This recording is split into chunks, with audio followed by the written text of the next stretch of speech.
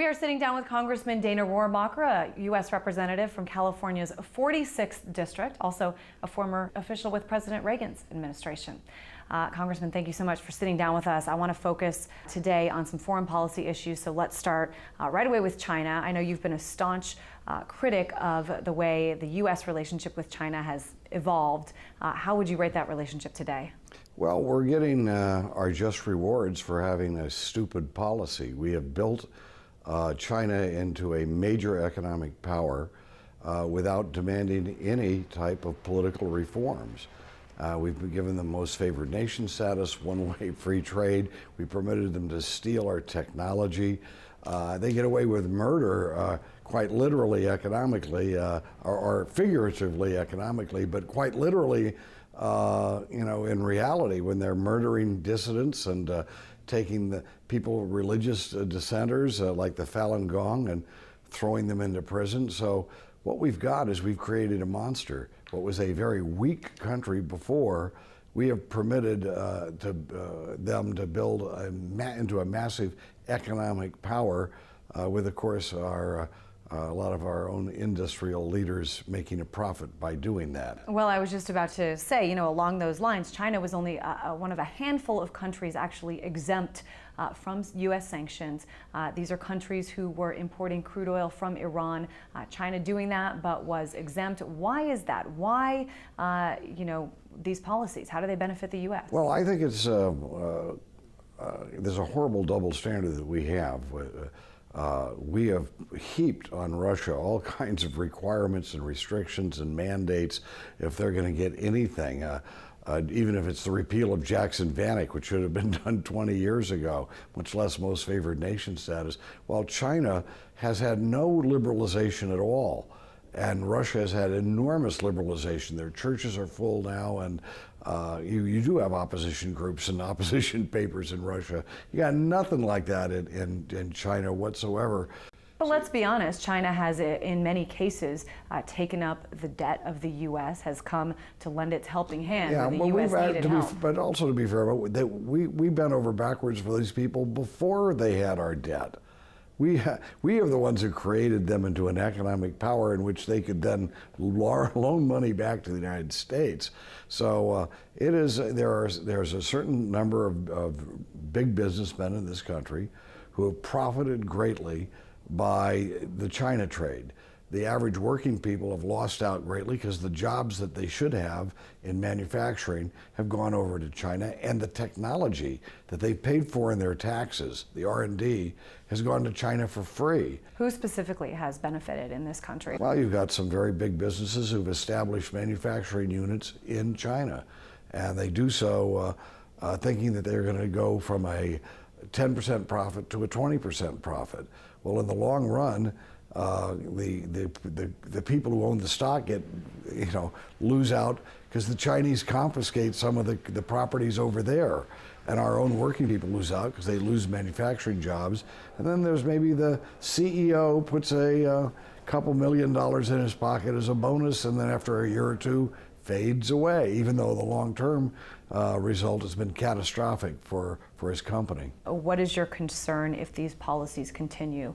Are you worried that it could have a negative impact on the U.S.? I think it's to be a negative impact on the whole world to have the world's worst human rights abuser, which China is, to have enormous economic power and thus transferring that to military power. And I think you will find that China is already becoming much more aggressive than it was 20 years ago. And I think you'll find that places, whether it's Russia, will find, for example, that China will start making claims again to territories that were taken at the time of the czars from China. China now claims all of the South China Sea. They claim huge areas in India that's the size of Texas.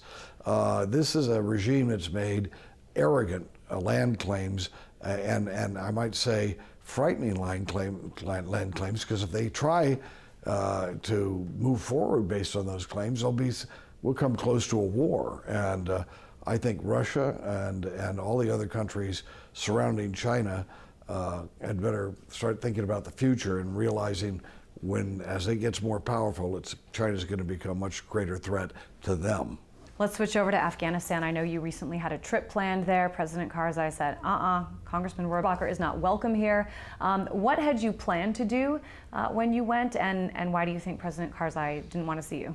Well, President Karzai is a stooge of the Pakistanis, all right? He is their boy in Afghanistan. And by the way, our State Department just kisses up to the Pakistanis and has been doing so for the last 30 years, which is one of the major reasons we've had problems down there. But isn't it one of the major reasons that the U.S. needs to do that is to keep the borders open, to be able to get the flow of goods to Afghanistan where the troops have been? Who wants to be in Afghanistan? I mean, why should anybody? The Russians should understand how that is a rotten place for people to station their foreign troops.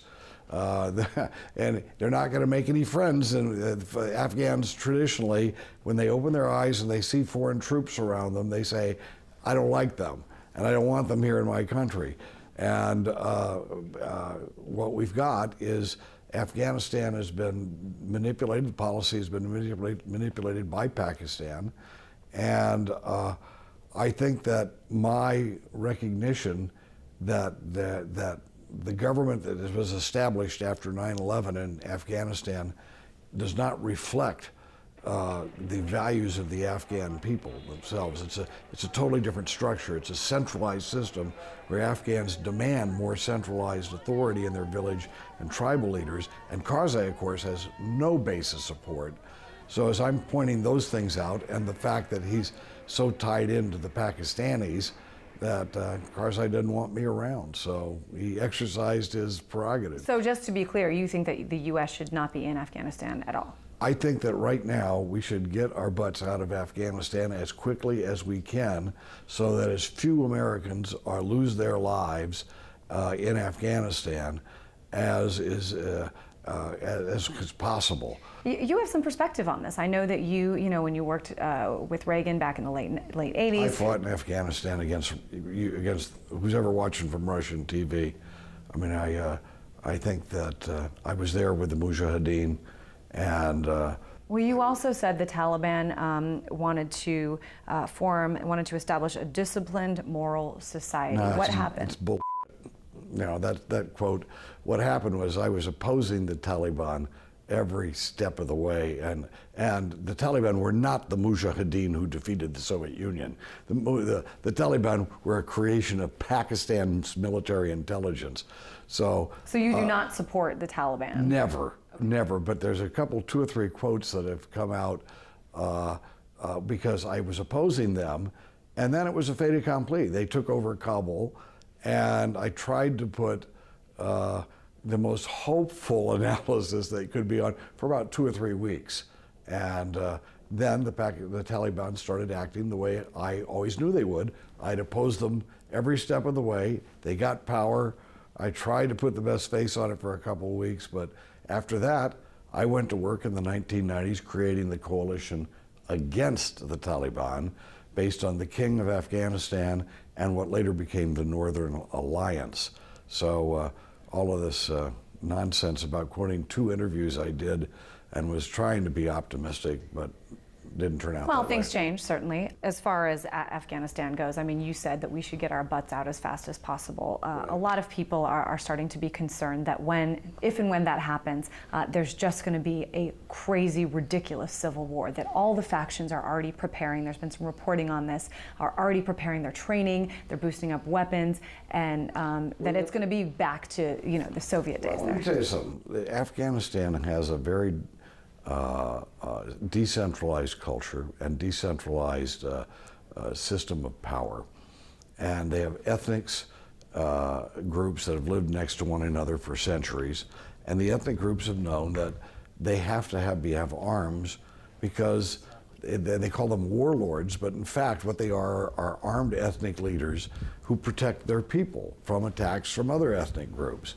That's the way it's been for century after century after century. So there's nothing wrong with these people having arms. They always will. That's their culture.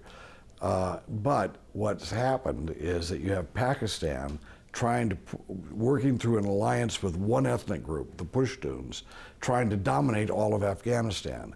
That's what the Taliban were all about. When the Taliban took over Kabul, 30,000 of these, quote, Taliban were actually Pakistani troops dressed up as Taliban. And yeah, when the United States leaves, the most important thing is that those people who have opposed the Taliban are not left vulnerable. And we can do that. We can do that very easily. You can make sure that we do not leave, for example, we can work with those in the Northern Alliance that defeated the Taliban originally and make sure they can defend themselves. All right. Congressman Dana Rohrabacher from California's 46th District. Thanks so much. Right.